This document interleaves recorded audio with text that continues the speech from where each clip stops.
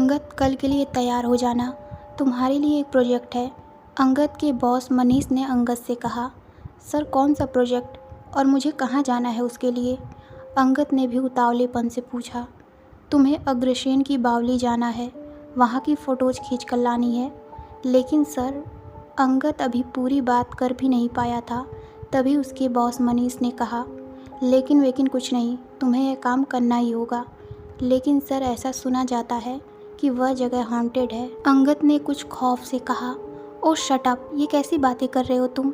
आज के ज़माने में तुम ऐसी चीज़ों को मानते हो? वहाँ तुम्हें इसलिए भेजा जा रहा है कि वह काफ़ी प्राचीन जगह है और हम जिस मूवी पर काम कर रहे हैं वहाँ के लिए उसी की जैसी जगह हमें चाहिए। अगर तुम अच्छी तस्वीरें लाते हो और वह सेलेक्ट हो जाती है तो वह तुम्हारे करियर के लिए भी होगा। मनीष ने उसे काफ़ी समझाते हुए कहा। अंगद फिल्मों में फ़ोटोग्राफी का काम करता था। उसे दिल्ली में बने एक किले अग्रसेन बावली की जानकारी के लिए जाना था। उसमें एक फ़िल्म की शूटिंग होनी थी। वह किला आम नागरिकों के लिए शाम 6 बजे बंद हो जाता था। उसके बाद ही उसने उसमें जाने के लिए परमिशन ली। अंगद और उसका असिस्टेंट शाम 7 बजे के बाद वहां पहुंचे। पूरा किला खाली और सुनसान पड़ा था। वहां चमगादड़ों की आवाज़ ही बस गूंज रही थी। वो दोनों अंदर घुसकर नीचे उतरने लगे। सीढ़ियाँ उतरते उतरते उन दोनों को बाहर की आवाज़ आनी बंद हो गई थी और अपने पैरों के ही पदचाप सुनाई दे रहे थे। तभी अंगद को लगा कि उसके सामने से कोई गुजरा हो।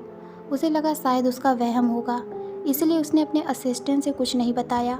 वो दोनों नीचे पहुँचे और अंगद के असिस्टेंट ने वहाँ की फ़ोटो खींचना शुरू कर दिया। तभी उसको लगा सामने कोई परछाई है। वो दूसरी जगह का फ़ोटो लेने लगा। तभी उसको एक भूतनी जैसी दिखाई दी।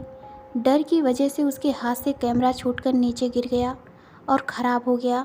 उसने यह बात अंगद को बताई।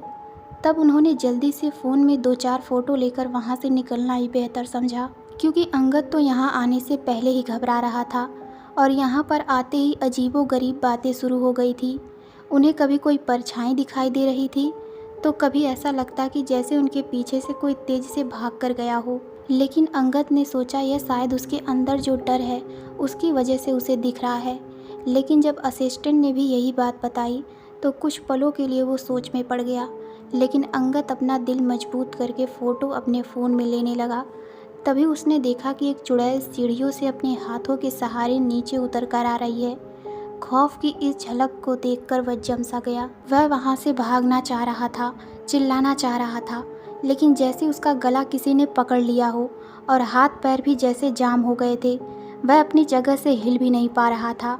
तब उसके असिस्टेंट ने जल्दी से उसको पकड़कर बाहर की तरफ दौड़ लगाई। वो दोनों पूरी रात इस घटना की वजह से सो नहीं पाए। दूसरे दिन अंगद ने यह बात अपने फिल्म की टीम और क्रू को सुनाई। किसी ने इस बात पर भरोसा नहीं किया। जब किसी और फोटोग्राफर को वहाँ भेजा गया तब उसके साथ ऐसा कुछ भी नहीं हुआ। तो दोस्तों, मिलते हैं इस कहानी के अगले भाग में। धन्यवाद।